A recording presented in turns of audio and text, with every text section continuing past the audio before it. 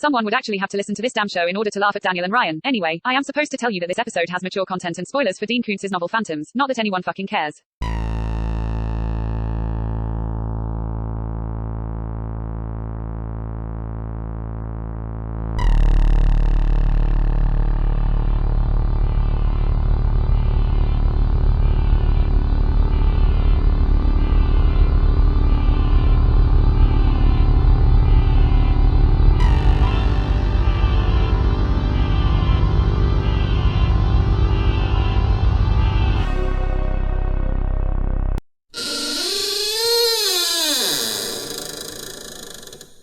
To episode 8 of The Horror of Babylon, where we will be discussing Dean Koontz's Phantoms. With me, as always, is Daniel. Say hi, Daniel. Hi, Daniel. And of course, I am Ryan. So before we get started, we are just going to talk about our individual history with Dean Koontz, what books we've read, what we've liked, what we've not liked, and I would like Daniel to kick this off, if you don't mind. So what's your history with Dean like? Okay, I hope you're ready for a story, because here it goes. My original history with Dean Koontz started in high school. I had a literature course, and you could pick out books and read them, and one of the books was Dean Koontz's Dragon Tears. I started reading it, never finished it. The year just sort of ended. It was near the end, so gave the book back, didn't think much of it. I tried reading it again in college, also dropped off because, I mean, you knew me in college, we were too busy going to anime conventions. Too busy going to anime conventions because we were just too cool. About 5 years ago, I picked it back up and went, I'm going to finally read this Dean Koontz book. I want to see how it compares to some of my favorite horror authors. Mm-hmm. And my ex-wife, wife at the time, goes, no, Daniel, you need to read this Dean Koontz book first. And she hands me Lightning. I go, why? She's like, trust me, you'll love it. I've heard that one is good. So I took it. She was right. She might have been wrong about a lot of things, but she was right about Lightning. Everybody's right about something. Even a broken clock is right twice a day. Okay. So I read that, and then I finally read Dragon Tears after that. And I always tell people, it's not about when you start the book, it's about when you finish it and how you feel about the books. That's the little story I tell about. You can always pick a book back up. Yes. And I liked both of the books. And then after that, I had a few stacks of books. And I was kind of going through a little Silent Hill kick at the time. Like I was playing the video games. And I was like, I was wondering if there's any books like Silent Hill. So I knew that there was some Stephen King ones. I knew there's some Dean Koontz ones, so I Googled it. People were like, well, if you're looking for a book like that, read Phantoms. So I read Phantoms. Sure enough, I think that the influences are pretty clear. I enjoyed it. And then after that, I read Midnight, and Watchers is next on my list for Koontz.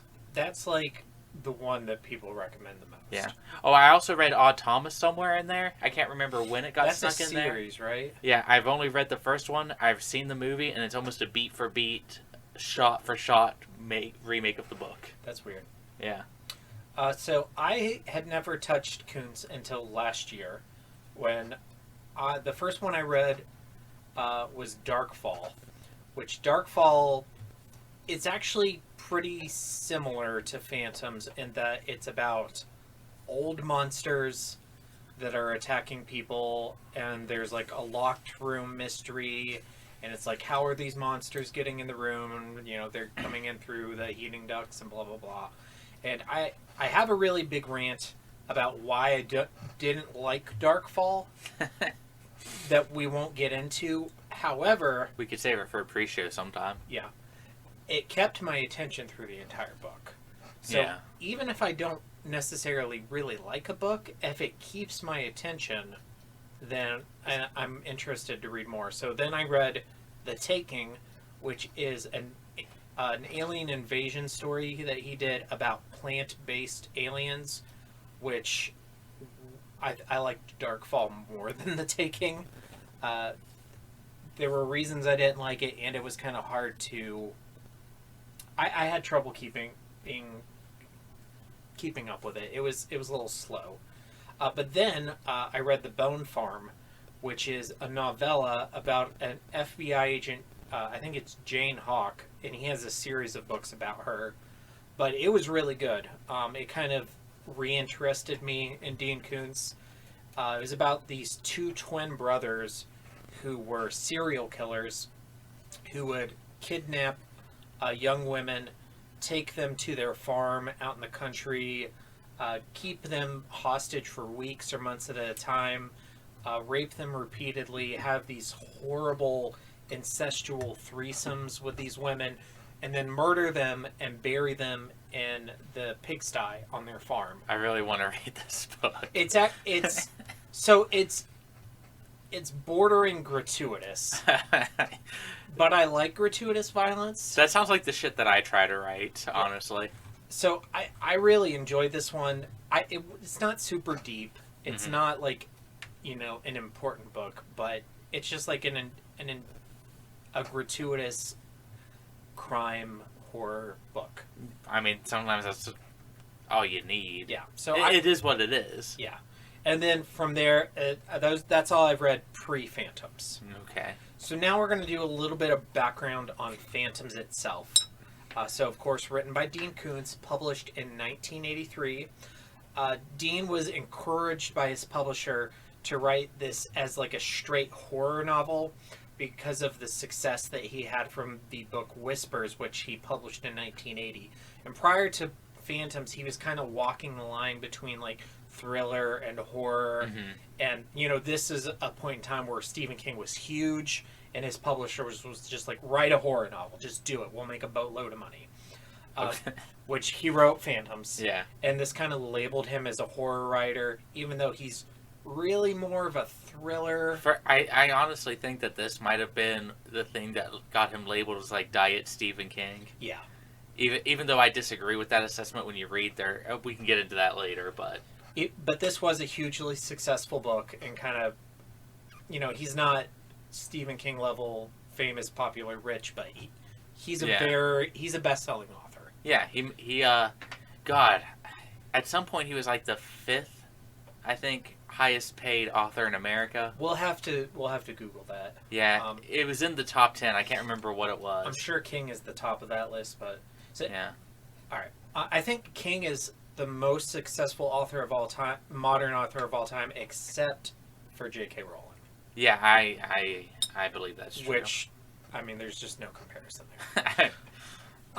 I would be surprised if any author ever beats J.K. Rowling for that title. But yeah. I mean, honestly. But moving on, so this book is heavily influenced by H.P. Lovecraft. There's actually a popular fan theory that the villain in Phantoms is the Lovecraft god. Pronounce that. Okay, you can't really pronounce any of these names correctly. Nyarlathotep. That's actually that's probably how most people pronounce it. Nyarlathotep. I disagree with this fan theory pretty heavily just because of how much H.P. Lovecraft I read. Well, maybe you can tell us about that later. Yeah. So. Okay, so, and then also this, so apparently one of the influences for this book is an urban legend about a mass vanishing that happened in Angikuni Lake in Canada, but that's since been debunked. And we also want to just mention that there was a court case. Author Pauline Dunn ripped off Phantoms, including putting entire word-for-word passages into her books, The Crawling Dark and Demonic Color. I'm honestly going to read these books at some point just to see how bad it is. The only problem is some of those books are pricey because they're out of print now because of this lawsuit. Right, because they don't print them anymore. Yeah. And then just the last thing we want to mention on the background is there is a 1998 film adaptation starring Peter O'Toole and Batman. The screenplay was written by Dean Koontz, and it was directed by Joe Chappelle, who directed Halloween, The Curse of Michael Myers, Hellraiser, Bloodline, and he's also done a lot of CSI and The Wire. We will be covering this movie on our next episode. Neither of us have seen it, so I'm excited to watch it. I am excited to see if Ben Affleck is indeed the bombs and Phantoms. Right. So now we're going to get into the structure, format, and the themes. What are your thoughts on the structure of this book? I like how straightforward it is. Extremely straightforward. You start at point A and you end at point B. It's one of the most linear horror novels I've ever read. Yeah, and sometimes that can be a little boring. When I read Phantoms, I actually kind of enjoyed that because I was like, oh, okay, we're just going from this. I think there's exactly one subplot in this entire book. There is exactly one. They kind of hint at another one, but it sort of dropped. What's this second one? Just the little sister's huge fear of death because of their mother dying and she found her body. Yeah, and that's not even so much a subplot. That's more of a background. I thought they Yeah. were going to do more with it, but it just seemed to be kind of forgotten about halfway through. And actually, this book was kind of a mixed bag for me, with lots of things I like and lots of things I don't like, and you just kind of touched on one, but we'll get to that in a bit. Yeah. But one of the things I really like is the structure of the book. If you want a book that's just going to take you on the journey, you don't want any side quest, this is the book. Yeah, it's tight. Yeah. With the exception of the one subplot about the guy who killed his wife and kid. And he tries to tie it in.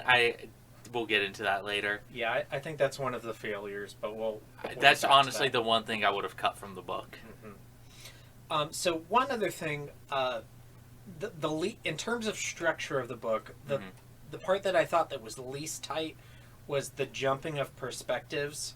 Sometimes I didn't always realize when we were jumping perspective. Yeah. Every once in a while, some authors, King does this a lot, like a whole chapter will be from a certain character's perspective. Right. And then another character, who's another author who does this really well?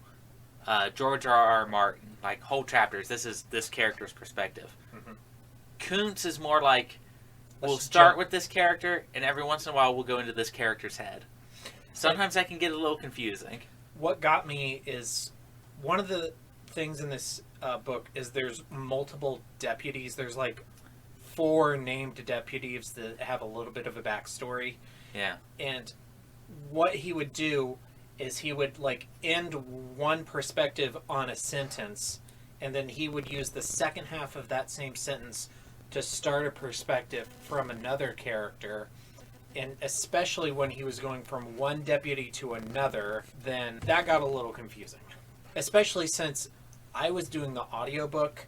I don't know if on the written page there's more things, more like keys like paragraph breaks or anything that indicate we're going from one perspective to another. But Yeah. in the audiobook, it was hard to tell.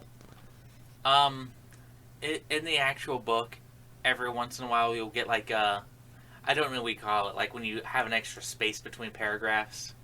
Mm-hmm. I don't know if there's an actual like literature term for that, Not that I'm aware of. but you'll get that every once in a while, but not always. Sometimes you'll just shift a perspective. That's weird.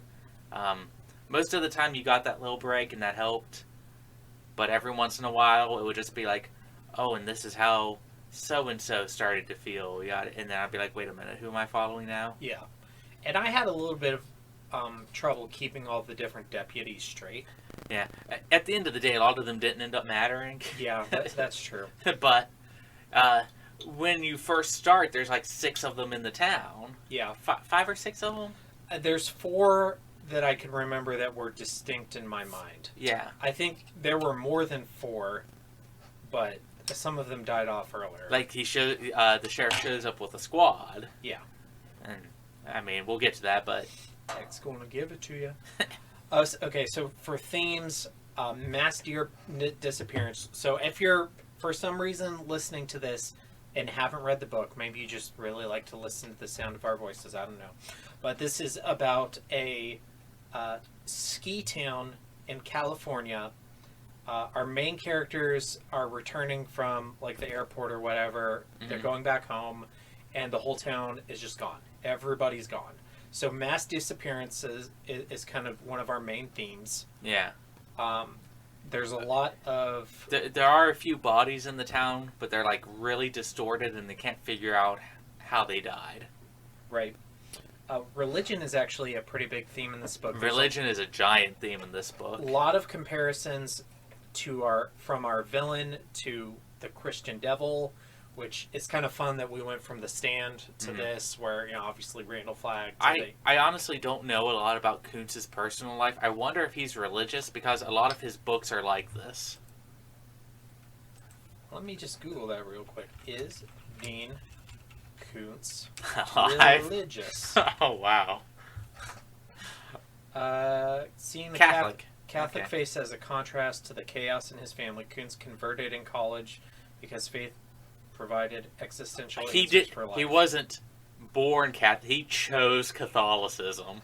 That explains a lot about his writing. Like, I know that Tolkien was Catholic. Yeah, he was. But he was born into that. Right.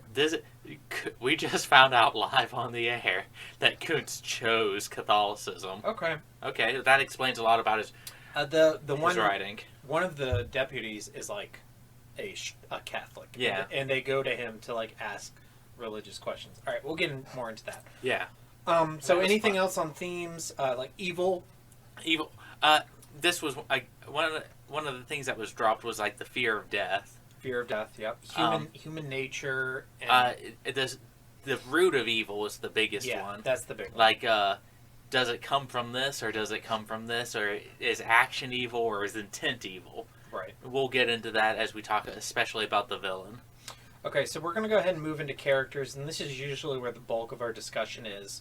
Mm-hmm. So, as I said earlier, this book was kind of a mixed bag for me, and just kind of kicking off the character section, I think this was more or less my biggest issue with the book, is that the characters were pretty weak. I didn't feel like any of them were really developed enough for me to be worried about them dying. I don't think there was really any... There's one character I kind of liked, but my issue was that most of them were kind of underdeveloped, or they felt like caricatures, or, like I said, I felt like I had trouble keeping all the different deputies straight. There were a couple characters that I like, and we'll probably disagree on it, but we can get into that in a minute. Overall, I think this book is more plot-driven. It's very plot-driven. Which is good, because the plot is very good. And if we do more Koontz novels in the future, like I finished reading Midnight over the summer, a lot of his books are very like that. They're very focused on the story. The characters are more tertiary. Right, and the three other books I've read, I can't remember a single character's name from any of those books, which is very unlike me. We were having trouble remembering these characters' Yeah, names. so maybe that's just how he is overall, which is fine as long as the plot was good, which it was in this book, but it was a detractor that I didn't get it really attached to any of the characters. Yeah, if you could have upped some of the characters a little bit, I think it would have been overall a better experience. Right. But let's go ahead and dive in with our protagonist, Dr. Jennifer Page. So just a little bit about her. She is a doctor in this small town in California. It's kind of like... So King always writes about these towns in Maine that are summer towns where like the locals live there, and then during the summer the rich people come to vacation, and they're like the out-of-towners versus the townies. This is kind of the opposite, where it's a winter town where people come in the winter to vacation to ski, and the rest of the town is kind of dead the rest of the year. Yeah. So she's low isolated. She's a doctor for the small town and like the small towns around it. She's estranged from her parents. Her dad died a while ago. Her mother just died, and she has become the caretaker for her little sister Lisa, who they were raised separately because there's a big age gap between them. So she gets Lisa from like the airport or from her house, and she's bringing her back. It's Snowfield? I believe it's Snowfield. Yeah. And they come to the town, and everybody's gone. And then immediately she goes into like Sherlock Holmes mode, or maybe I should say Dr. House mode. Yeah. To try and figure out what's going on. What are your thoughts on Dr. Page? Jennifer Page is one of the two characters that I actually really liked in this book, mostly because she has a lot of agency. First thing she does, she comes into her house. She sees that her maid is swollen and dead, and she starts to... She has Captain Trips. Yeah, She starts to medically examine it, going, well, what could this possibly be? And everything from that point on is questions and answers. She's trying to figure stuff out. She's trying to be brave in front of her sister, even though this is a terrifying situation. And also, we'll mention that when we get to Lisa, but go ahead. She adopted her sister. She's super family-oriented. And I know it sounds easy for someone to go, yeah, of course I'd adopt my little sister, but you got to think, that is hard. She's what, in her 30s in this book? I think she's like early 30s, and Lisa is 14? 14 or 16. She's in that age range. She's in high school. That's hard. That shows a lot of character, and a lot of Koontz characters are like this. They're very black and white. Mm-hmm. This is the good person. She does the good stuff. But honestly, I like that in her. One of the most terrifying parts in the book happens from Jennifer's perspective when she goes outside and she realizes that there's no noise anywhere. There's not even birds chirping. Yep. No TVs, no radios, no people, no animals. And I honestly really like Jennifer Page. The other character I'll get to in a little bit, but that's my opinion on her. So I did like her. What I felt was the strength of this book was particularly Act 2, where they're going through the town. She's guiding the cops. They're going through all the different houses. Yeah, because she knows the community. Yeah, she's explaining, oh, this family was this, and they're finding, like, the different bodies, and they're like, oh, this is what happened when this family died, and she's kind of like the Gandalf there, where she's leading them through that.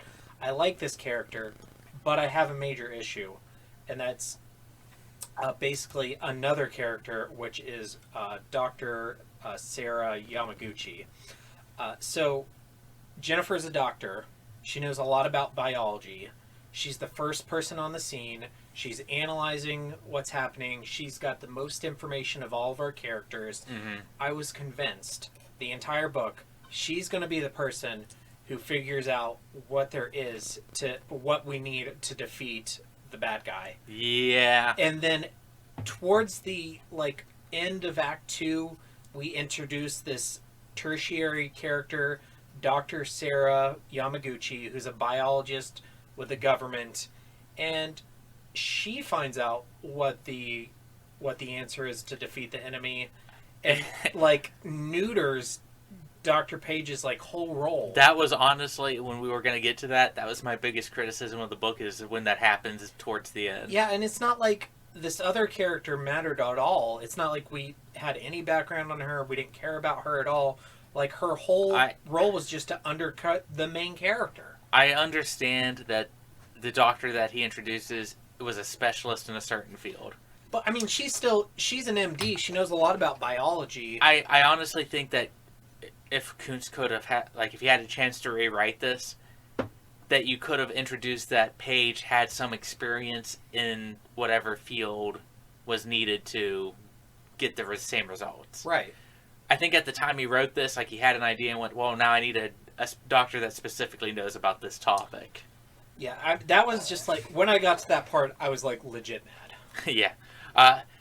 I'm there with you. We'll talk about that more in a minute. Okay. So, going on to Lisa Page, who's Jennifer's sister. She's the teenager. What was really scary about her, what I wanted to mention earlier, is, as I said, her mom died. Mm-hmm. She got home from school and found her mother's dead body in the kitchen.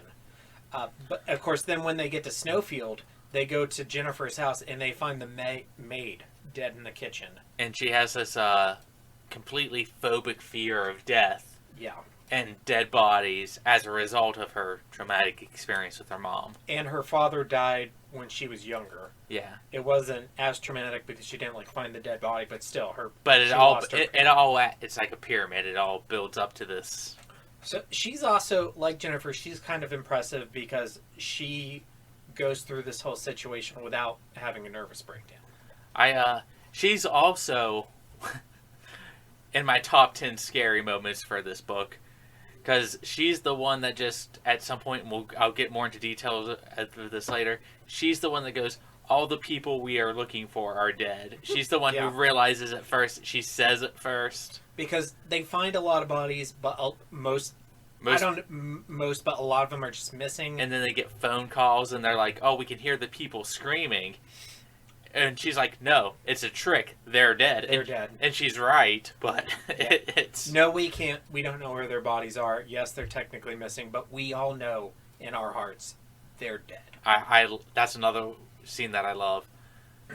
I was disappointed that because that whole fear of death thing seemed to be like a big theme for her. Yeah. And it just seemed to kind of disappear. Yeah. I understand that it's hard to kind of incorporate that, but... She didn't really have a point where she, like, gets to face that. And conquer it. So it's the same thing with Jennifer, where, like, she kind of has, in the early part of the book, I'm into it, and I want to see what happens, but then at the end, like, Jennifer isn't the one who figures out what's going on. Lisa doesn't get to face her fear of death. At the end, she gets saved by one of the deputies, which is just, like, the most, like, generic crap. Yeah. It was written in the early 80s. It was. Alright, so moving on to our other protagonist, which is Sheriff Bryce Hammond. He's the sheriff of the largest nearby town. He's the one who gets called onto the scene, brings his crew of deputies on. We don't get a lot of background on him, but we get a little bit. His wife died recently in a car accident. His little boy is in a coma and unlikely to wake up, and he's kind of at a point where he's almost wishing for his little boy to die and just kind of end the cycle and stop the suffering. And he's in a dark place. Those themes of death. Yeah, but he's also they start the book with him grilling this other guy who's part of the subplot that just kind of establishes him as like the good, honest cop caricature. Yeah. When I first read this book, it's kind of the opposite of what you usually read. When I started reading him, I went, oh, this is the love interest. Yeah. Like, I read Paige as the main character, and this dude was... And it kind of goes that way. Yeah. But I did like the interrogation scene. Yeah, I did enjoy that. Because it showed...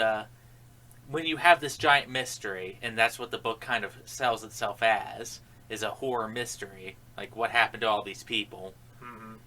You got to have these people that are intuitive. He's the part of the good cop, bad cop dynamic. He knows how to, like, point out, well, this is the reason you're guilty.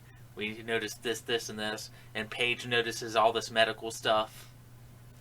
And that kind of creates a good duo early on in the book. Yeah, they're definitely like a team. I enjoy Paige and Bryce Hammond as a crime-fighting team where she knows the town and she knows the people and she has a medical background and he's the cop and he has the team. And I like that, but I could not have rolled my eyes any harder when they, like, get together. Yeah. Like, the first night they're there in the town, he asks her out on a date. I think that could have been... What's the word? Like, written a little bit later? Yeah. It could have been more subtle. Yeah. It's like, the first thing, when they meet, Dean writes, like, that they're both, like, immediately attracted to each other. Yeah, like, I want to bone this person. Yeah, and like, oh my god, this is like a town with like 500 missing people. And they're literally like flirting with each other the first night they're spending in this town. This is why I wouldn't have made it as a cop, because that's what I would have done. and then they have like the most like generic ending where at the end of the book they get married and they go on their honeymoon in Hawaii. And it's just like, I'm rolling my eyes so hard. I don't want to spoil this, but that happens at the end of a lot of Koontz novels. Yeah, I know. Like I said, the draw of this book is the plot, not the characters. Koontz really likes his happy endings. Which I don't dislike happy endings. In fact, I prefer them, but this one is just so generic of a happy ending. Yeah. I don't know. We'll get more to that when we talk about the enemy itself. But Bryce, something I really like about Bryce is he's like that old country cop, but he puts on airs.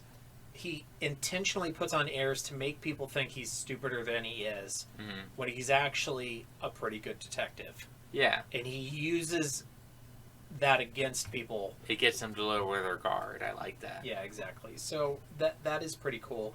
And that's all portrayed in that first scene with him where he's interrogating the guy whose name I still can't remember, who murdered his wife and kid for money. Yeah, I also can't remember this character's name. I should have taken more notes. All right, we'll just talk about him real quick. So the whole, there's only one subplot in this book. It's about this guy who murdered his wife and kids because he needed money because of some bad investments. And it just turns out he's a big piece of shit overall. He gets introduced in this interrogation scene. They jail him. At some point, he murders a deputy and breaks out. And I thought he was going to be like this thing where he came to the town and became an agent of the villain, which he does. But I thought he was going to like, the villain was going to like launch him as a weapon against our main characters, like during the action of the book. But no, that doesn't happen until the very end of the book when the enemy's already defeated. He comes to the hospital at the end of the book and tries to murder our main characters after all of the action is already over. Yeah. If I was going to cut anything from this book, it would have been that entire subplot. And spoiler alert, they do cut it from the movie. Yeah, I would have kept like the interrogation scene, but after that, like that, because that's good character building for the sheriff. For the sheriff. Yeah. But after that, I mean, like you got that scene of him in the cabin and the journey through the woods, and it just kind of builds to nothing. And it all amounts to a wet fart. Right. I'm a big defender of this book. I love this book, but that is the one thing I would have cut.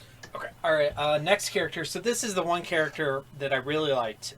Yes, this character is a total caricature, but it's one that I really enjoy. Professor Timothy Flight. I love him. Love everything about him.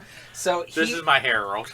This is the archaeologist who's an expert on mass disappearances and the ancient enemy, or the theorized ancient animal that is responsible for these mass disappearances.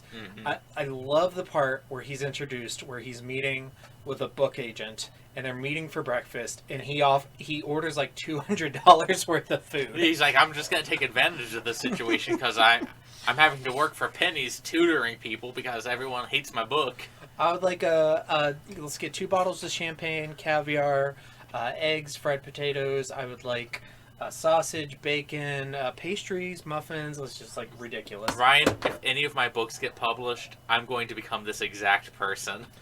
Real quick aside, what are we drinking tonight? Right now I have a Yingling in my hand. What was this other thing we were drinking? So it's Guinness Baltimore Blonde Lager. Yeah, that's good. Yeah, it's a Guinness's version of like an American lager. It's not bad. Yeah, basically it's like Guinness's version of Yingling. Yeah. Enjoy it. Okay. How many bottles are we in right now? Like 4? 4, something like that. Yeah.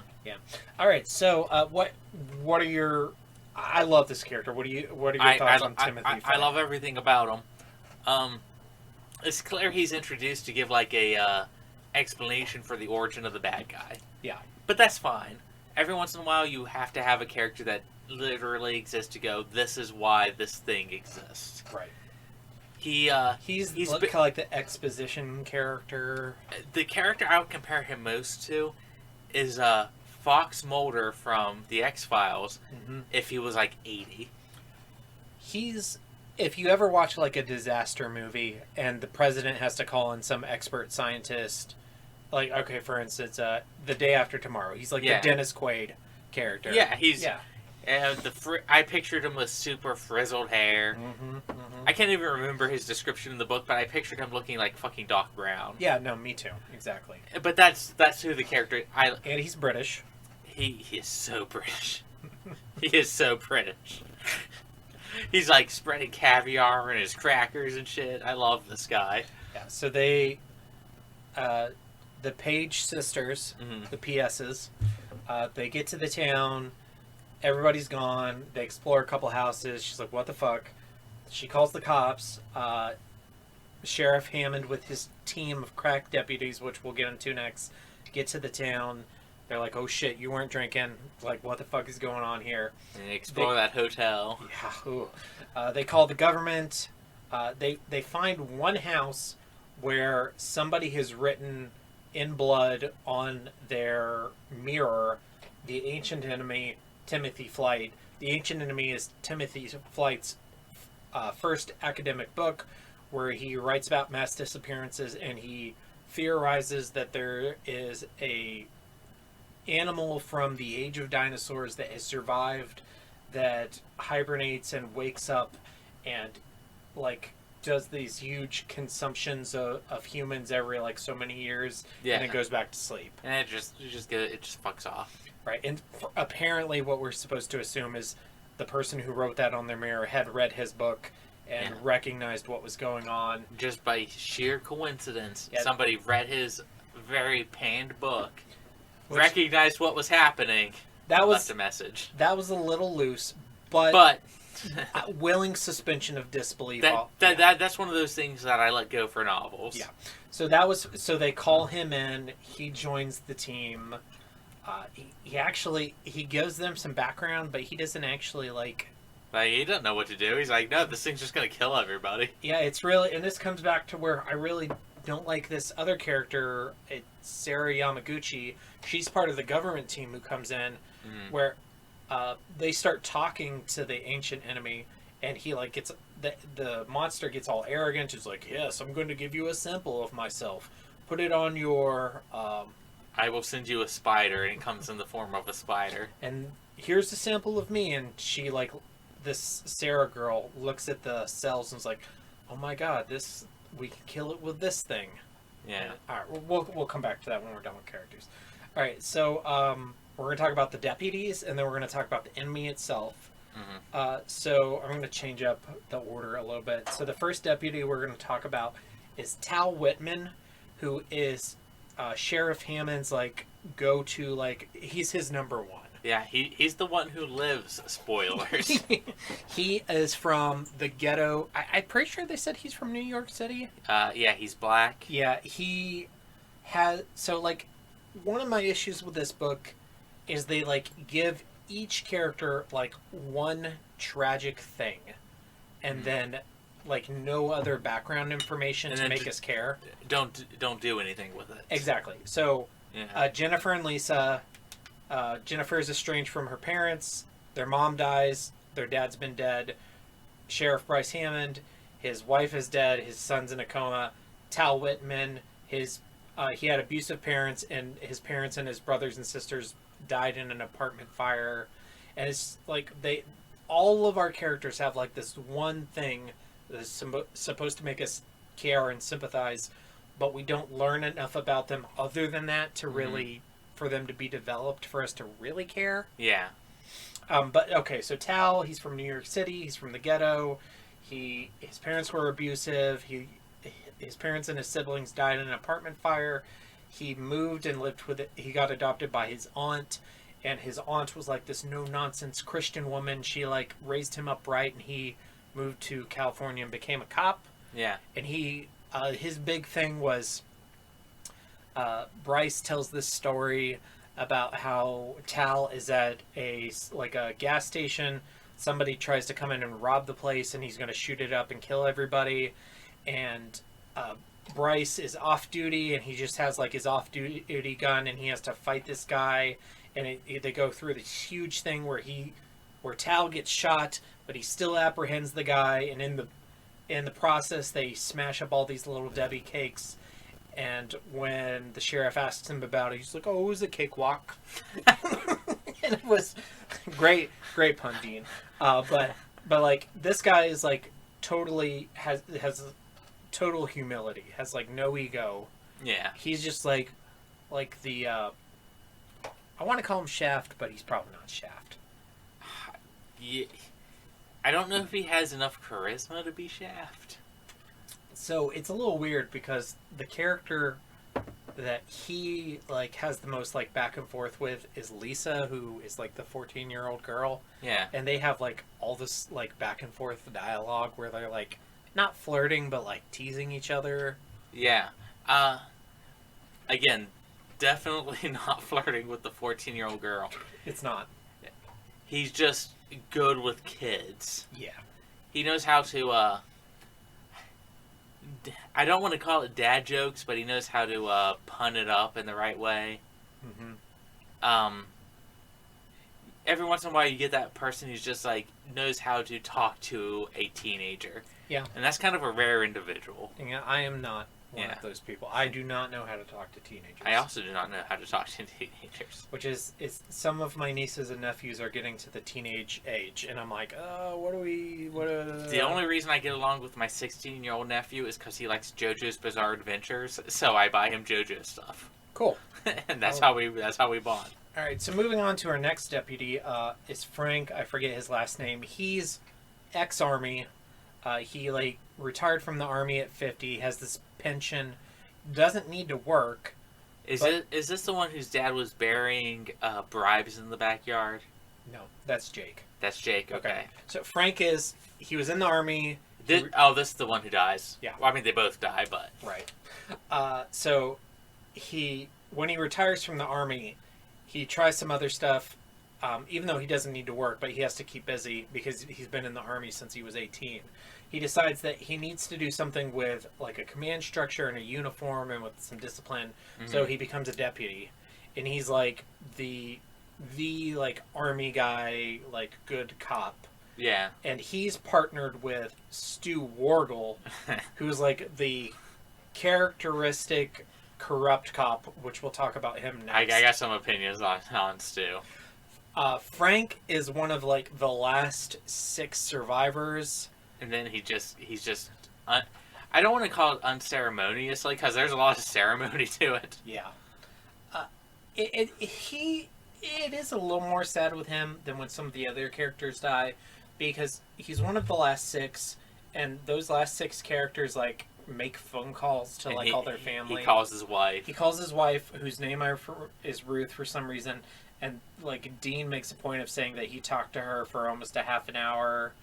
And it's just, it is kind of sad because they've been married since they were very young. Mm-hmm. I feel like you get a little bit more background on him than some of the other deputies. I was kind of bummed out when he died. Yeah. So his contrast is Stu Wargle, who's like the worst kind of cop. It's a very small Daniel lore. I was a cop for about a month and a half. Yep. And, spoiler alert, most cops that I knew talked and acted like Stu more than any of these other people. So this guy was a piece of shit. Let me give you some examples. As they're like searching the houses, they find this couple that were killed after they had sex, and the woman is still in the bed naked, and he's like, God, she was a looker. And Frank is like, why are you getting turned on right now? Is that dead, bloated body turning you on? He's like, no, there's a picture of her in a bikini next to the bed. That's what turned me on. And Frank's like, how could you get turned on at all, regardless of that? And there's this huge argument that he and Frank have where he's talking about how he wants to have sex with Jennifer or Lisa. The teenage one. And it makes like this huge inference that at some point he's going to try and rape the teenage girl, which does and does not happen. Which we're going to talk more. We're going to talk more about that when we get to scary stuff. You know what I like about high school girls? I can't keep getting older. They stay the same age as they do. Oh my God, Brian. All right. Oh my God, Brian. That's the character, and I have known police officers who act exactly like this. So this guy was one of the scarier things of the book because he's kind of realistic, but he also dies pretty early. He dies super. I thought he was going to last a little longer. I thought he was going to be a bigger problem. I thought he was going to do something super bad, which he kind of does, even though it's the enemy. But we'll talk about that when we get to scary stuff. So our last deputy is Jake, who is like the young greenhorn cop. Yeah. Who doesn't want to commit any acts of violence. He's afraid of shooting people. He should have been a vet. He's like 18, 19. He kind of has a rapport with Lisa too, but they're a lot closer in age. His big thing is that his parents wanted him to become a vet. He's the Catholic one. He believed, I forget which saint it is, but there's a Catholic saint that has a way with animals, and his parents believed he got the gift of that saint that gives him a way with animals. But he became a cop to spite them, to kind of rebel against them. Yeah. And before he dies, he kind of comes to the realization that his parents were right. He should have honored his mother and father and became a vet. He should have never became a cop. And his death was probably pretty horrific. Which we're going to talk about his death when we get to the scary stuff. But it was hard. And what's bad about his is that you actually get to see a little bit of progression with his character. When you first meet him, he's talking about where he's not afraid of getting hurt, but he is afraid of committing violence upon other people, even when they deserve it. Yeah. That's something that I've struggled with in my personal life. Like, I don't want to hurt anybody. I don't want to shoot anybody. If somebody was, like, threatening me or my family, I believe I would be able to hurt somebody. I think I'm more quicker to violence than you are. Right, but I wouldn't want a profession that would put me in a position where I would have to commit violence to other people. Maybe not on the regular, but as part of the job. Yeah. And he's like that kind of character where, to the point where he's even, which I don't like this, but he was even like lying about his location. With like, if they got a call in like armed robbery, so here and there, he would actually lie so he could show up later and have less of a chance of having to draw his gun, which is definitely not good. It's not okay, but I definitely sympathize with the thought of not having to like put yourself in a position where you might have to shoot someone. Did you hear about the cop who just got fired because he didn't respond to a call so he could go play Pokemon Go? Wow. Yeah. I'm all for Pokemon Go, but I'm glad that guy no longer is employed. What do you think of Jake? He's fine. I felt his death made me feel really bad for him because they really play it up. Right. I think that's probably the best written like death that you actually get to see. Probably. Him or the only other one I think is maybe Stu, but we're going to get to scary stuff next. Before we end our character section, we have to talk about the ancient enemy, the villain of this book.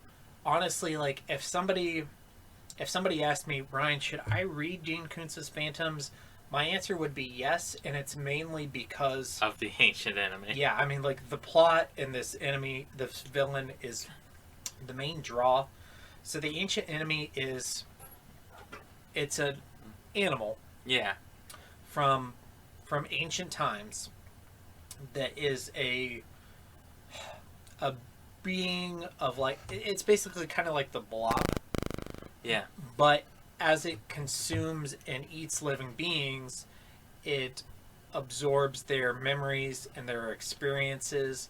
So the assumption is that over time, as it's eaten animals and eventually gotten to humans, it's kind of developed its own personality, its own conceit, its own ego. Mm-hmm. And in ancient times, it kind of was the inspiration for the Christian devil and for other evil figures throughout history and culture. And Timothy Flight. I'm not sure how you pronounce flute. In the audiobook, they say flight.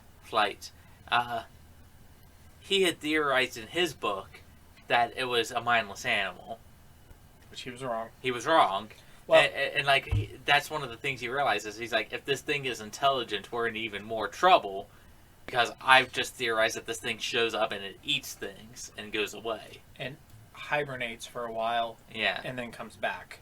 But now it has a personality. Walking is loose. Right. Sludging around. It likes to mess with people. It likes to scare people. It's developed all of these little quirks. It's egotistical. It's very egotistical. It's very, very heavily influenced by Shoggoths from H.P. Lovecraft's At the Mountain of Madness. I know you haven't read that. No, I've read zero H.P. Lovecraft. But they're giant, shape-shifting blobs that absorb things that they run into.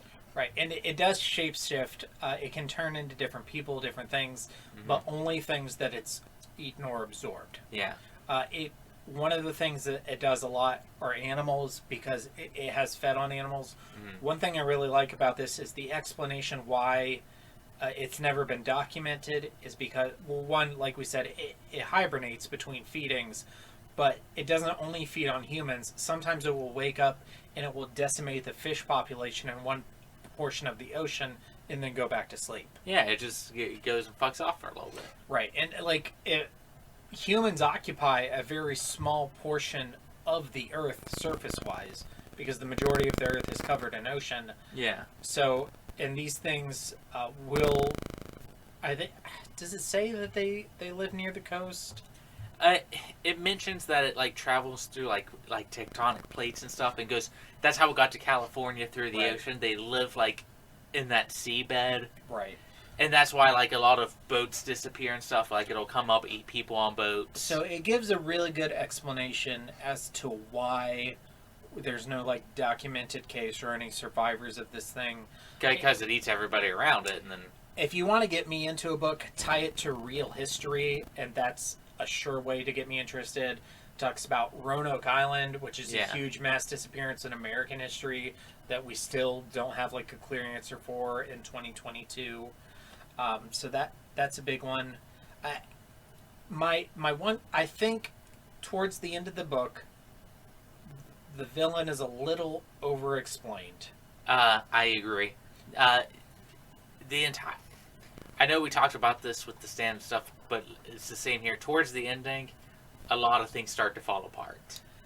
And one of them is the villain is not over-explained, it's overexposed. So, if I had to say, like, my two main criticisms of this book are, I don't really get attached to any of the characters because it's very plot-driven, which that one I can forgive because it's a plot-driven novel and that's just how Koontz writes. The other one is, I'm not crazy about the ending because, like, the Sarah Yamaguchi character, she gets a look at it under a microscope, she goes, oh, we can use this chemical to kill it. She calls the army, they find the chemical, they use the chemical, they kill it, end of story. Yeah. And I felt like as much as they built up this enemy... It was very convenient. Yeah. And maybe he wrote himself into a bit of a trap where... It was either going to be a really bummer ending or... That happens when you build up a villain so much. You either have to have a brilliant ending or it's going to fall flat, and it fell a little flat. And this, if you want to talk about like differences between authors, we've mentioned that H.P. Lovecraft is a huge inspiration for this book. Mm-hmm. H.P. Lovecraft is like, humanity means nothing in the greater scheme of the cosmos. These creatures would kill us. Dean Koontz is like, I want a happy ending. He's what happens if you take a Lovecraft creature and you want a happy ending. And that's, like, the strongest part of this for me is Act 2. Yeah. When they're exploring the town. It is so good. Yeah, it's just the sisters and the local cops. They're going from house to house, finding all the people, explaining what happened to each of them. They're finding evidence, they're piecing it together. And then the whole third act where it just over-explains everything, and then you get this, like, typical Hollywood, oh, we survive and we get married and we go to Hawaii for our honeymoon. But even regardless of all that, the middle is still so good, I would still recommend it. I honestly thought, like, when I was reading the ending, like, when they were talking about the ocean and stuff, that an ancient enemy was going to show up. If it had a stinger ending, I would have forgiven all of that. All right, so we're going to talk about some of our biggest scares. So for me, this book wasn't scary in so much like, oh, this part was so scary. It was more like atmosphere. Yeah. And I think this is maybe like the number one strength of this book is the atmosphere that Dean Koontz is able to portray about this town where everybody is gone. You just have a couple people who are hunting through all of these houses and apartments, trying to figure out what happens. It's just creepy. I literally still have nightmares, man, about that happening here. Like, I am just, and nobody's here. And I know it's the ancient enemy. Like, I know something's coming, just eating everybody. So, getting into some of the specifics, there is a giant moth that we're supposed to assume was like something that was alive during the time of the dinosaurs that the ancient enemy ate and was able to shapeshift as. Yeah. And it attacks and kills Stu Orgel, who's the bad deputy. And it clamps onto his face, and it eats everything on his face down to his skull. But the scariest part of it for me is later when they're examining the body, they realize that he has no brain inside of his skull because the moth like sucked out his brain. Just ate everything. Through the eye socket. Oh my god. And that was a little on the spooky side. Can you tell us about the dog? And yeah. When what was it? Jake? Jake. He's having this like a crisis of faith, and he's like, "Oh, I should have been a vet. I should have listened to my parents." And then he sees this dog hobbling up. He's like, "Oh, a dog! I'm gonna go save it." And literally everybody else is like, "Yo, dude, don't touch that dog." He picks the dog up, and the dog starts to melt into him and devour him alive, and he is just screaming in pain. So, dogs are a big theme for Dean Koontz. He's a big dog person. He loves dogs. Dogs are in like a lot of his books.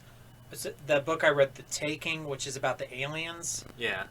So like when the aliens invade, dogs become like the number one ally to humans. I won't get into it, but dogs are a huge part of that book.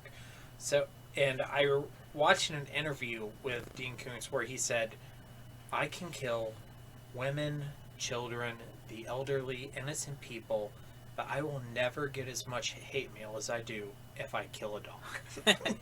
I mean, he's not wrong. Right. I definitely felt like that before I had kids. But yeah, so the dog scene is pretty fucked up. And you see it coming just like all the other characters do, because they make a point of saying that none of the pets are still there. All of the pets are dead. Literally everything is gone. Yeah, and all of a sudden there's a dog. It's like, oh, it's a miracle dog. It's like a... They even make a point of talking about, like, showing how that happened when they have, like, that scene from the fox's perspective in the woods. Yeah. It's like a fox that wandered in from, like, a town over, looking, but can't find anything. And then a bunch of squirrels just scare the shit out of it, and then the ancient enemy gets it and just eats it. Mm-hmm. It's great. And then zombie Stu Orgel. So, as we said, Deputy Stu Orgel is like, he's a really bad guy. He makes all these insinuations about trying to get with both of his sisters, including the teenage one, and then he kind of immediately dies. And I was sort of like, oh, that's kind of disappointing. I thought he was going to do something really bad. But later, like the teenage girl, she goes into the bathroom, and the ancient enemy, and this is before we really know what the ancient enemy is. Yeah, this is like during all that build-up. Yeah. It appears to her as Stu Orgel. And at this point, we're like, is this like zombie Stu? We don't know. Yeah, because the body disappeared. Everyone's like, what happened to the body? He kind of tries to rape her in the bathroom of like the hotel that they have assumed as their base. And that's a pretty scary scene. And the only reason it really doesn't happen is, guys, I guess the ancient enemy gets in its own head a little bit and has enjoyed it too much, kind of hypnotizes itself. And that's kind of the conceit of the ancient enemy, is that it was originally kind of a mindless animal, but as it's eaten and absorbed more humans, it's absorbed more human traits, and it builds this ego. Mm-hmm. And there's all these scenes where it's like taunting and teasing our heroes, and that's kind of honestly why it gets defeated, is because it gets arrogant, and it allows our characters to have a sample of itself, which gives them time to analyze it and find a solution and something that can kill it. Yeah. And one of the big themes is like human nature evil, because this thing is only what it absorbs, and it's absorbed a lot of humans, and it's inherently evil. Yeah. I don't know. Chew on that, listener. What do you think? Are humans bad? Write in, tell us. We're hold on. I got something for at this. HorrorPod69 on Twitter. Come at us. Go ahead. It's literally every zombie apocalypse movie. we're the real monsters. What's Rick's line? We're the Walking Dead, or Yeah. You know. It probably wasn't as tired of a thing back in the 80s. No, and what was this, 83? No, it definitely wasn't. Like, but that's like, at this point, literally every other horror thing that comes out is, oh, but who are the real bad guys? You know? I think our generation specifically, we're the first generation that kind of grew up with the internet, and I feel like our generation has had this overexposure to media. Yeah. Movies, TVs, music, books, video games. I'm sure like every generation gets more and more cynical. Well, of course, like we're the most cynical at this point because we just have this oversaturation of all these things. It's a wonder that millennials enjoy anything. True. So, what else? Is there anything else that like scared you? Particularly was scary in this book. It was mostly just the empty town. Yeah, I think mass disappearances are a great theme for writing. Yeah. Because most of them are still just unexplained. Like Roanoke Island was the first English settlement in North America. Everybody disappeared, and there's still no definite answer as to what happened, and there most likely never will be. People talk about were they wiped out by Native Americans? Were they assumed did they like integrate into tribes of Native Americans? Did they go somewhere else? And we'll just never know. And that's something it's scary to think about, that this major thing in history that we'll just never have an answer to. Even when a single person goes missing, it freaks people out. Like, I used to watch a lot of Unsolved Mysteries as a kid. Yeah. And, like, all of those, like, teenage girls who just disappeared. Yeah. It's scary to think, like, what happened to them? And, like, upgrade that to, like, a bus of teenagers, and then upgrade that to a school, then to a town. Yeah, and it's super scary to think about. Yeah. And if a lot of the things that they discuss in this book are real historical events, they're not made up for the book, and that's... Like I said earlier, if you want me to get invested in a book, tie it into real history, and I'm gonna want to know more. Yeah. All right, so moving on to religion, a lot of the characters in this book are comparing the ancient enemy to the Christian devil. At one point, they make the comparison that in ancient times there were probably survivors of encounters with the ancient enemy who used that inspiration to write about the Christian devil or other evil religious figures. Yeah. And some people will say in the book, well, that essentially makes this thing the devil, even though it's not the fallen angel. Yeah. But it is the inspiration for the devil. What are your thoughts on religion in this book? At points, it is a little hokey. The biggest thing is like when the escaped convict meets the gang leader, who's literally sitting there worshiping it. Yeah. That was a little on the nose. And the thing is like relishing in the worship, which kind of ties into it forming its own ego. One of the better reviews I listened to for this book was saying that Dean Koontz or his publishers was maybe negatively impacted by the satanic panic of the 1980s. Yeah. And you can see that in the bikers that turn out to be devil worshippers in this book.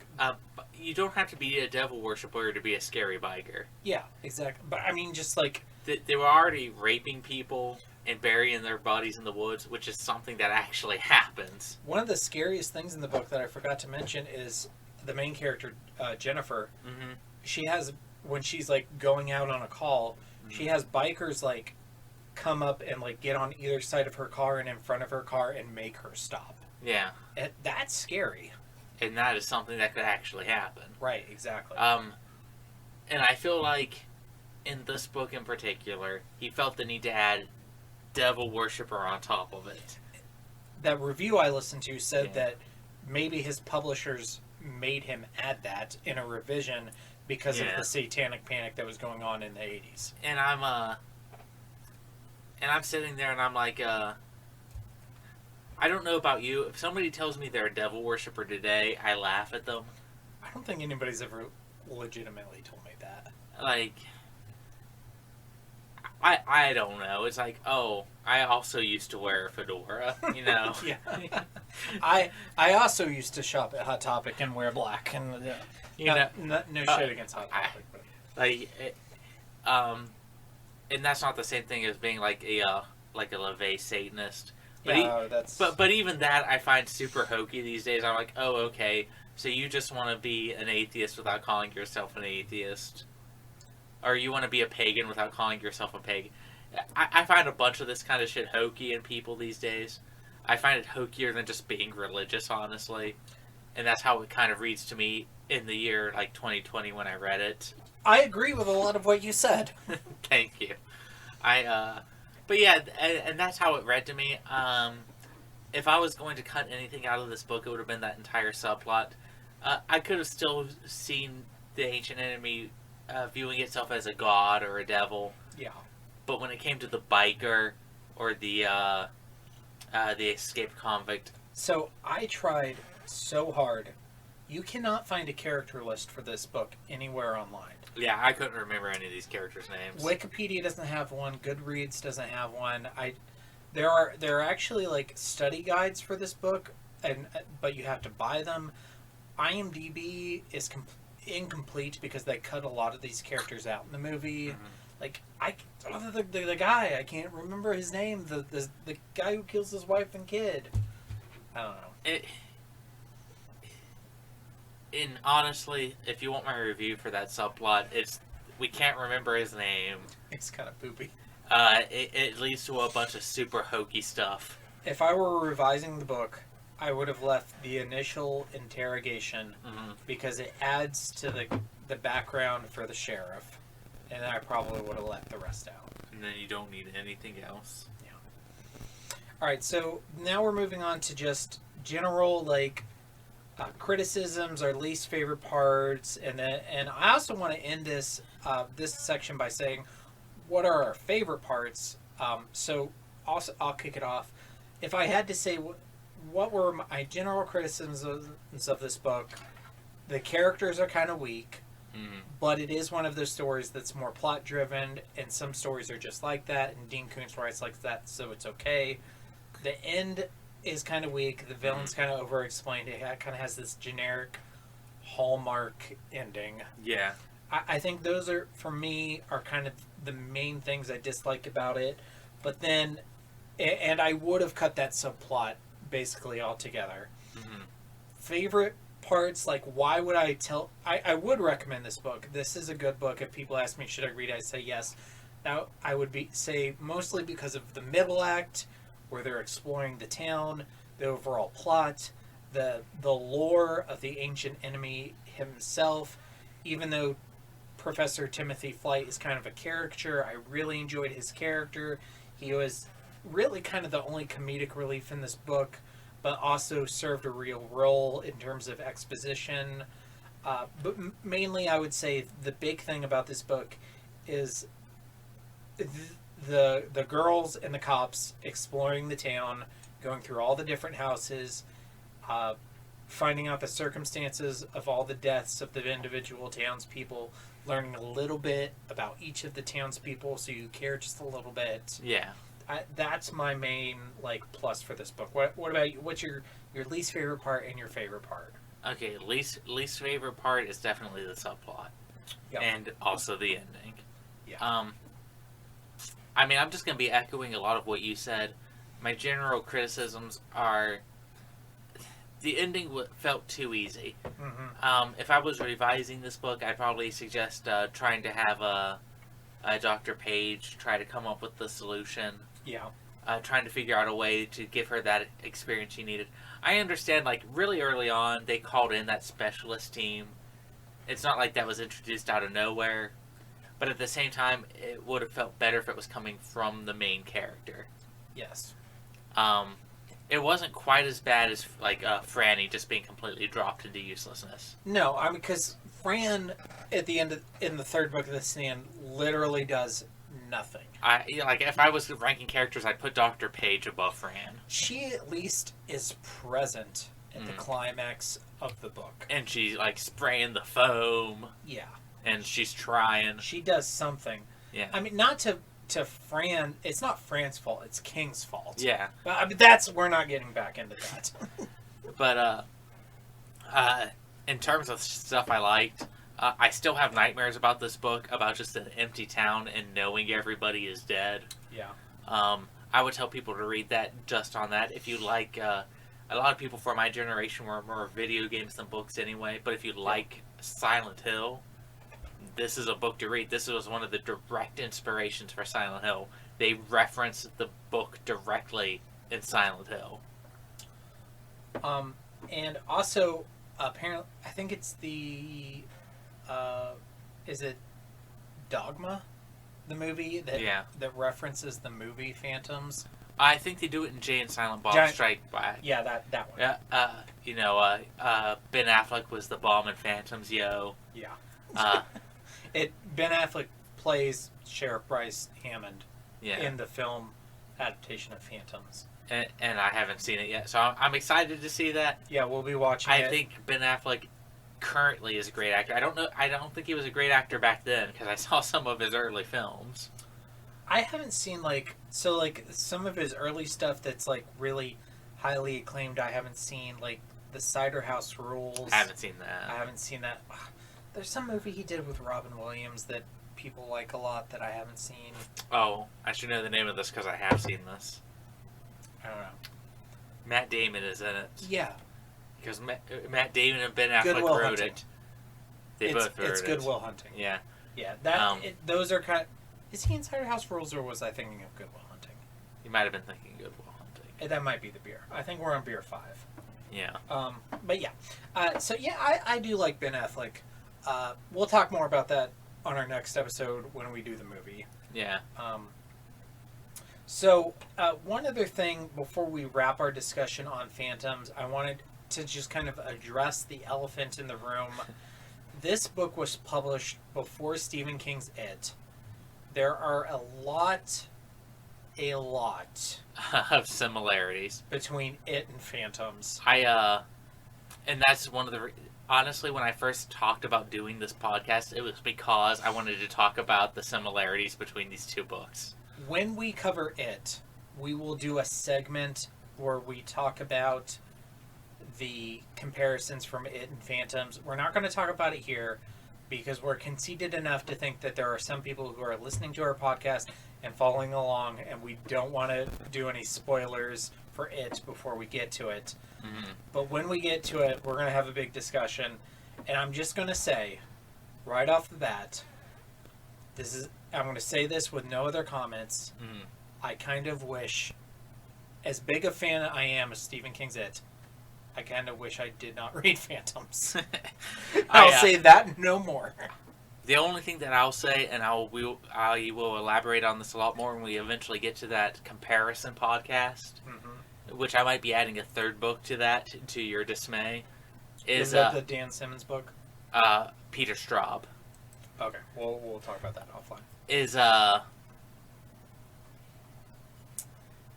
I think that the similarities are coincidences based off of overarching ideas of what is scary. I'm not going to say that Stephen King read this book and went, how can I rip this off but better? Yeah, I would not put Stephen King in the same class as Pauline Dunn, who legitimately ripped off word for word entirely. I think that just both of them went, what's scary? Shapeshifters are scary and sewers are scary, and they ended up with similar scenes. But you really can't deny that King read this book. Yeah. And took elements from it. But, like I said, we'll get to this later. Yeah, we'll get to that. I think we can do a whole podcast just on comparing and contrasting. Which we will probably do. So, okay. So, that's most of our discussion on Phantoms. As we talked about last time, we're going to rank the books we read. So as we read more books, we're going to have a comprehensive list. Oh boy. All right, so Phantoms or The Stand? I'll go ahead and go first. Yeah. As much as I had like some issues with parts of The Stand, I feel like The Stand has the higher highs. Yeah, it has the higher highs. I'm going to put The Stand as 1 and Phantoms as 2. I agree with that. I think Phantoms had parts that scared me more because it appealed to things that are personally frightening to me, but in terms of things that were written better, I'm going to go with The Stand and put it above Phantoms. Okay. So we are doing separate lists, but so far they're the same. Yeah. The Stand and Phantoms. For each book we do, we'll be adding to this. Here's my question, though. Because we are going to cover novellas, short stories, comics, and manga. Do we want to do just one list that has it all? Or do we want to do like comics and manga on one list and books and novels and short stories on another list? Should short stories get its own list? I think we should do separate lists and then a comprehensive list down the road. Okay, sure. Like, because there are going to be some things that I think will have crossover power, but I think novels overall are going to be dominating the top tier of the list. Right, and those are, as much as I love comics and short stories and stuff, those are kind of going to be, we're going to do like novels as big topics, and then in between like long novels, we're going to cover some comics and some short stories and stuff. So far, we both have the same ranking with Stephen King's The Stand at number 1 and Dean Koontz's The Phantoms at number 2. So we're going to move now to listener questions, and we have 2. Yeah, we got 2 here. Hold on. From Yee Tabor, why haven't you read Summer of Night by Dan Simmons? So actually, while I was researching it and Phantoms, I came across this book. It's about a group of kids who face an ancient evil in their small town. And there's actually a sequel to this book called The Winter Haunting. Huh. I have it on my Audible wish list. I haven't read it yet, but I figured that's something we would want to do because this book is, it's when you read reviews of it, it's like, this is very much like it. I want to read it now. I had never heard of it, so. Dan Simmons is apparently like a more modern, like a more recent horror author that's he's come about in the last so many years, but supposedly he's good. Okay, I'll give him a read. So that might be something we do cover down the road, and then maybe we'll do another episode comparing it, Phantoms, and this book. And Chris Gator, what's the topic this week? The topic this week is Dean Koontz's Phantoms. We have actually 3 questions. Oh, okay, so we got a third question. Yeah, you answered it on Discord like a dork. Oh, did I? Yeah, I was like, these questions are supposed to be something we answer on the podcast, you nerd. Oh, fuck. I'm sorry. It was, God, I'm too drunk to do this.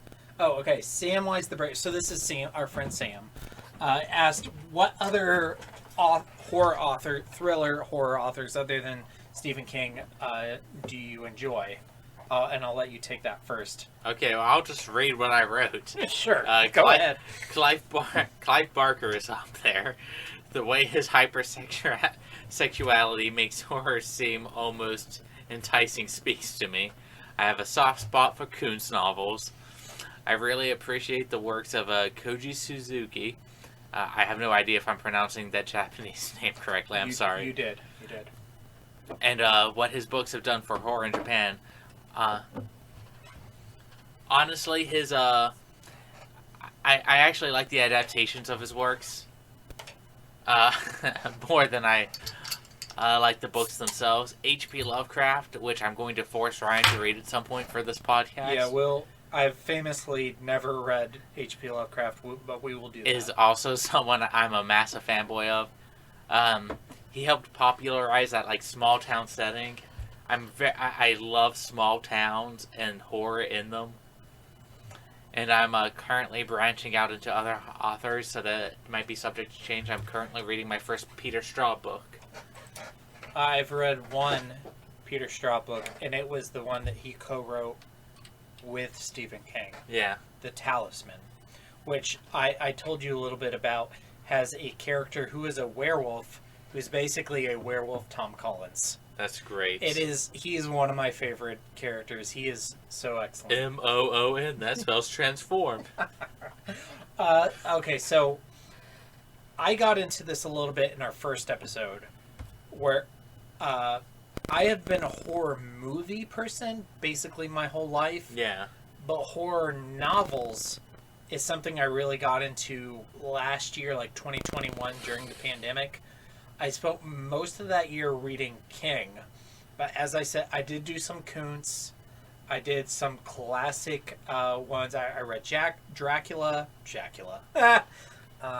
Frankenstein, Carmilla. We need to cover Carmilla. I need to read Carmilla. We're going to do that. I've read it twice now. It's like the original lesbian vampire. I want to read that. We're going to do that. For sure. I also did Jack London's The Scarlet Plague, which we are going to do. That's our next book, which we're going to get into that. Or I'm going to tell you what we're covering next soon. I've always, prior to last year, I've always been a big fan of horror manga and horror comics. I love Junji Ito.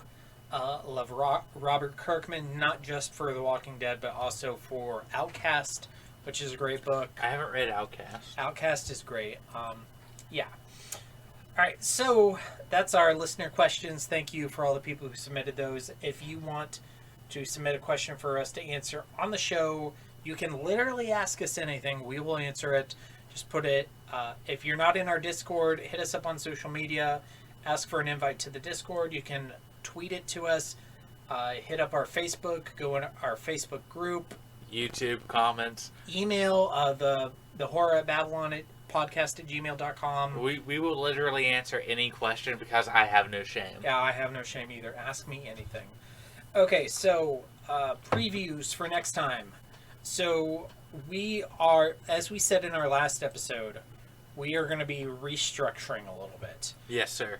So what we were originally doing was an episode every 2 weeks. Yeah. We are going to change that. We are still going to do a book episode every 2 weeks, but those in-between weeks, we're going to be doing our adaptation episodes or having a week off. Yeah. So we're going to be almost weekly. Yeah. With some weeks off here and there. But you can guarantee that we will be doing a book episode every 2 weeks. So that's going to start in February. This episode is going to be releasing on Sunday, February the 6th, Dean Koontz Phantoms. So instead of our episode on the Phantoms film being 2 weeks after that, it's actually going to be the next week, Sunday the 13th.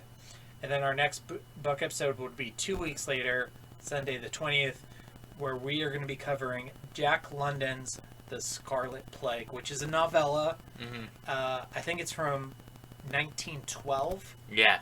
And Jack London is famously known for Call of the Wild, White Fang, kind of like outdoorsy survival books. But this is like a legit like horror pandemic. It was written around the time of the Spanish flu. Mm-hmm. So it's kind of like a precursor of The Stand. It's really good. So that's what we're going to be covering. So that's the next thing you're going to want to read after Phantoms. That episode will release February the 13th. Or I'm sorry, February the 20th. Yes. The week of the 27th, we're going to be off. And then we're going to come back on March the 6th. We're going to be covering another novella, Stephen King's The Mist, which is, we've both read. I love it. We both love. Jack London's The Scarlet Plague I've read, but Daniel hasn't. Yeah, I'm excited to read that. The next week, March the 13th, we're going to cover the film version of The Mist. We are not going to cover the TV show. We might watch like the first episode and talk about it a little bit, but we're not going to do a whole episode on the TV show. Yeah. The next week, March the 20th, we're going to do a short story, Rudyard Kipling's The Mark of the Beast. So that is one of my favorite horror short stories. by the author of The Jungle Book. We're off the week of March the 27th, and April is when we're going to start it. So we're going to use it. We're also going to do a couple more things before we get to it. So last part of April is when we're going to start it. So we're going to cover some of the shorter things, some novellas, some comics and manga that we haven't announced yet, some short stories. But you have all that to look forward to. We decided that we didn't want to, do 7 episodes on The Stand, do a couple episodes on Phantoms, and then do a whole bunch of episodes on it. We wanted to break it up with some shorter content for y'all. Because we love you. We do. We really do. But yeah, I think that about covers it. Yeah. Any last thoughts on Dean Koontz's Phantoms? I recommend it. I think that its strengths outweigh its weaknesses. Yes. And I hope everybody enjoys listening to the sound of my voice. I certainly do. Well, thank you very much for listening today. Thank you for joining me, Daniel. And stay scary, everybody. Stay scary.